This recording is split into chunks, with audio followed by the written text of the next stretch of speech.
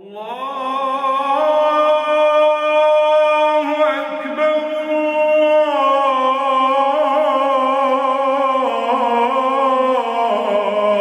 Allahu Ekber.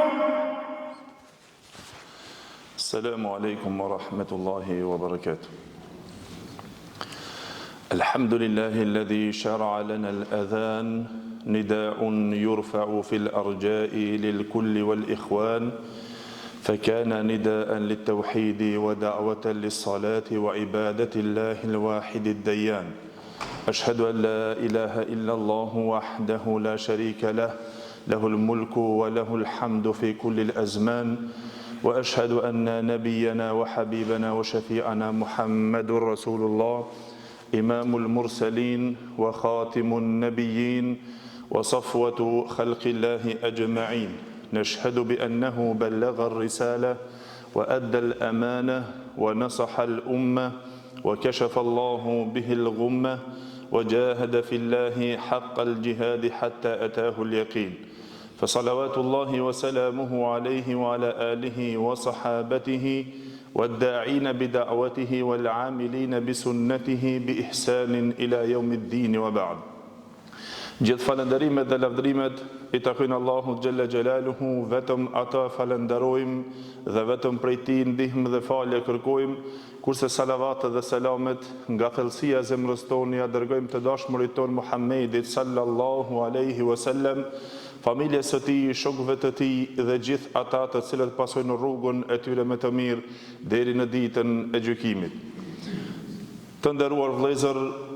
vazhdojmë në ritualin me të cilën kemi ngelur në shpjegim e sipër duke u informuar rreth këtij rituali madhor, thirrja hyjnore, e cila është e njohur te të gjithë muslimanët, e ajo është ezani, ku na jemi duke u njoftuar rreth disa dispozitave të tij, rreth disa pëlqimeve të tij, edhe etikat të cilët kanë të bëjnë në sunnetet e kësaj thirrje,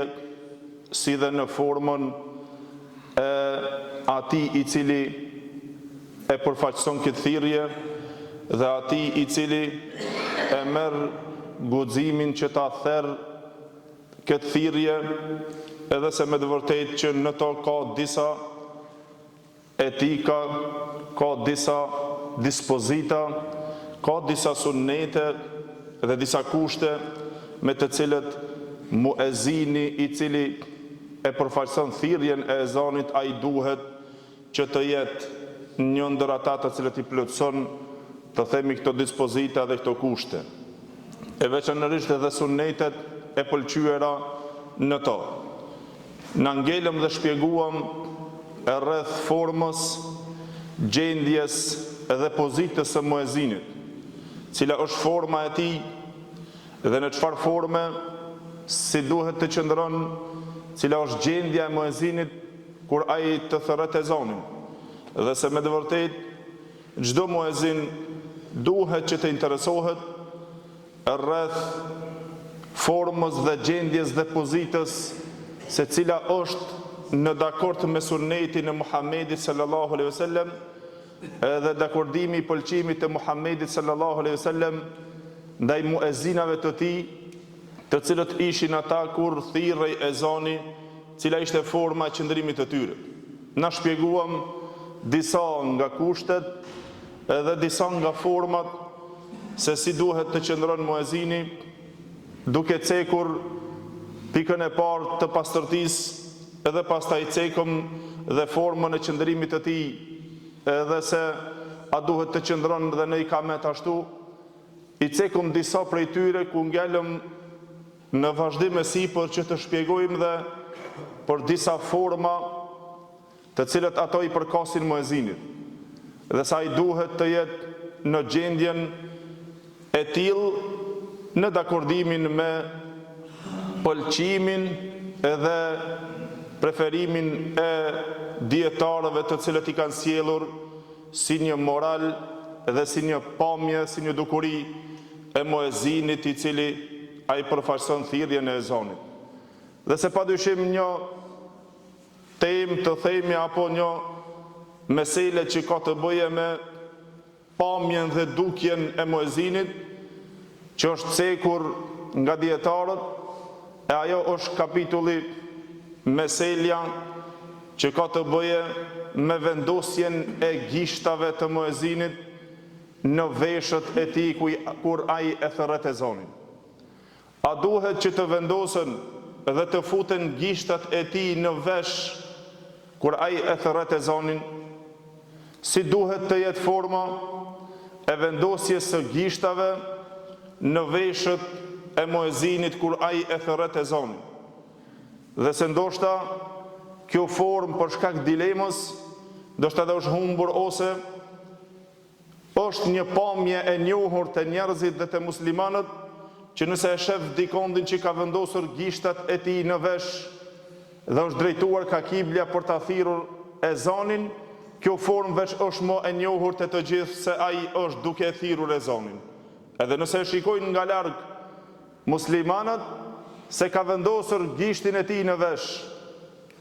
edhe ai është në atë formë i kthyer ka kibla, të gjithë e kuptojnë se filani është duke e thirrur ezanin. Mu parat se si qëndron dispozita e kësaj mesele, dietarët në to vëllezër kanë ndryshuar në mendime.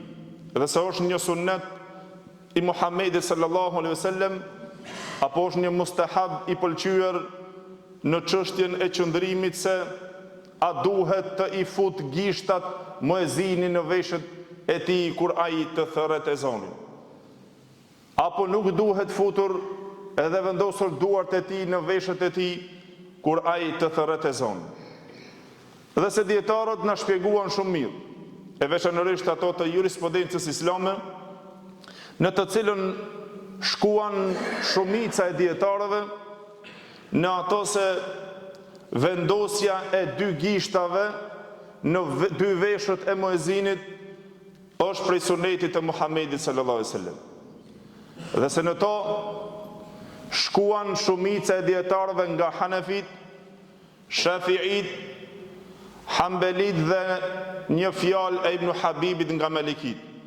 të cilët thanë se është mustahab e pëlqyer e preferuar që të vendosen gishtat, dy gishtat e muezinit në dy veshët e tij për ta thirrur ezanin. Mirë po është për qëllim futja e gishtave në vesh. E tash si qëndron çështja e muezinit të futjes së gishtave në vesh, padyshim se është për qëllim futja e majave të gishtave në vesh. Nëse futen gishtat në vesh, kjo është për qëllimi të dietarëve të cilët janë cekur. Derisa Imam Tirmidhiu o vëllezër vendos një kapitull të tij në librin e tij, duke thënë kapitulli i futjes së dy gishtave në dy veshët e muezinit kur ai e thërret ezanin. Dhe pastaj e sjell një argument. Një hadith nga Ebu Gjuhejfe, Wahb ibn Abdillah, i cili tha se e kam parë Bilalin radiallahu anhu, që ai kur e thirrte ezanin e tij edhe e pason të gojen e tij duke e kthyer kokën, edhe i kishte vendosur dy gishtat e tij në veshët e tij. I kishte futur majt e gishtave në veshët e tij dhe ai duke e thirrur ezanin. Dhe pastaj nga këtu mirë po, në këtë hadith pastaj dhe polemizuan dietarët në anën e saktësisë së hadithit. Sa qëndron i sakt disa prej dietarëve shkuan në ato se vlerësimi i hadithit është i mirë, edhe se qëndron si argument, edhe pse një pjesë tjetër qëndruan në vlerësimin e këtij hadithi se nuk qëndron i sakt, edhe nga këtu u ndan dietarët në atë se pëlqehet për arsye se është vepër, derisa Imam Nawawi rahimullah e ceku dhe tha se është një vepër, një sunnet i pëlqyer nga shumica e dietarëve,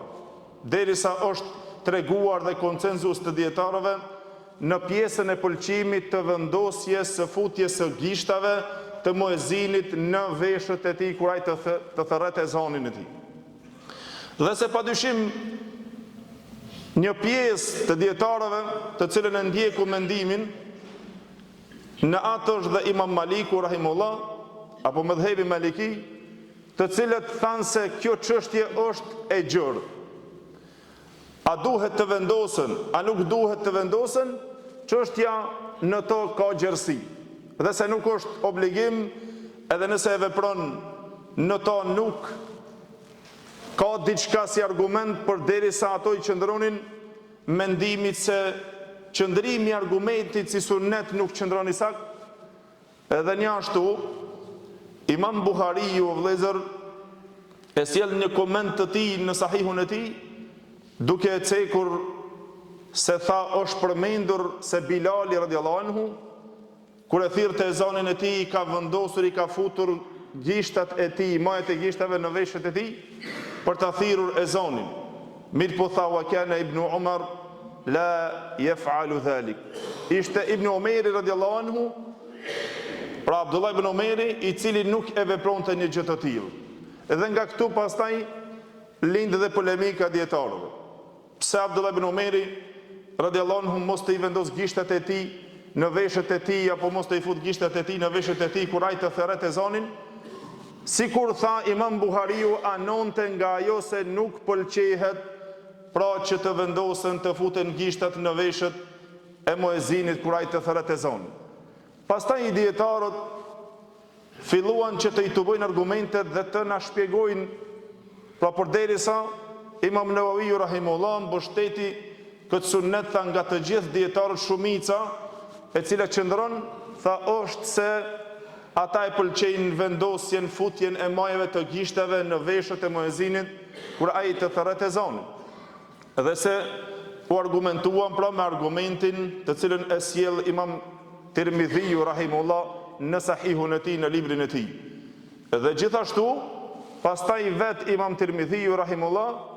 tha se kjo është transferuar nga grupi i madh i dietarëve, të cilët tha e kanë vepruar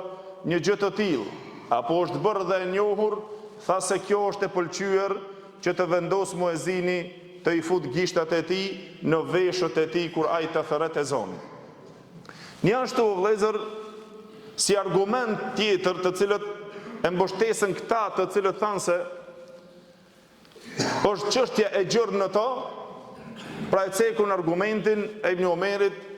radhiyallahu anhu dhe mësaktësisë së hadithit, tha është çështja e gjërë, nëse don i vendos dhe nëse nuk don nuk i vendos. Pastaj ndryshuan mendimet të dietarët sa e vendos një dorë, një gisht, apo të dyja, edhe në këto pastaj ndryshuan mendimet të dietarëve në formën e vendosjes së duarve, se si duhet të jetë. Edhe derisa shkuan në çështjen e diskutimit të vëllezër se a duhet të vendosen dhe në ikamet. Përderisa nga mezhebi Hanefi dhe Shafii thanë nuk duhet të vendosen duart në vesh dhe në çështjen e ikametit, se ndryshon thanë ikameti apo thirrja e ikametit nga thirrja e ezanit. Pastaj për formën dietarët e mbështet Ibn Hajeri rahimullah te shumica që thanë se forma e vendosjeve të gishtave në thirrjen e muezinit, tha është që ai të i vendos dy gishtat e tij në dy veshët e tij kur ai të therret ezanin edhe drejtohet, ose të jetë ndoshta me një dorë. Mirë po në shumicën të cilën e cekën, ty di gishtat të vendosen brenda edhe të thirret ezani. Ceku Ibn Hajeri rahimullah tha për arsye se kanë ardhur në disa transmetime që edhe pse nuk qëndrojnë të fortë, tha po që i jep signalin se vendosja e duarve në veshët i jep fuqi zërit më shumë që të ecë. Edhe se është një formë që ja jep muezinit që ajo të dallohet se muezini është duke e thirrur ezanin. Pastaj disa nga mezhebi Hanefi diskutuan edhe në këtë çështje e vendosjes së një nësë dorë apo të dyja, edhe a duhet futur gishtat brenda apo nuk duhet futur. Një mendim dhe të mezhebi Hanbali apo një transmetim nga Imam Ahmedi, i cili ai e ceku dhe metodën a duhet që të bohen gishtat dhe të vendosen kështu për me thirrur ezanin si shtyrje, apo duhet të vendosen gishtat në veshin e muezinit të futen një pjesë e tyre, apo duhet që të tubohen kështu si grushta dhe të vendoset për të thirrur ezanin. Në të gjitha këto vëllezër ka pra polemik, cilën do prej tyre ai vendos të tubuara, të vendosura në vesh për të thirrur ezanin, apo futun gishtat për të thirrur ezanin, apo në mënyrën të tubuara gishtat për të thirrur ezanin. Pra të gjitha këto janë një formë e pëlqyer nga shumica e dietarëve, të cilët cekun pra si medhebi Hanefi, Shafi'i, Maliki dhe fjala Ibn Habibit nga Malikit dhe Hanbelit, pra është se ata të gjithë e pëlqyen pra të vendosen gishtat. Po nëse nuk vendosen, Allahu e din më së miri, po ndoshta mendimi i mezhebit Maliki mund të jetë dhe më i saktë në atë gjersirën se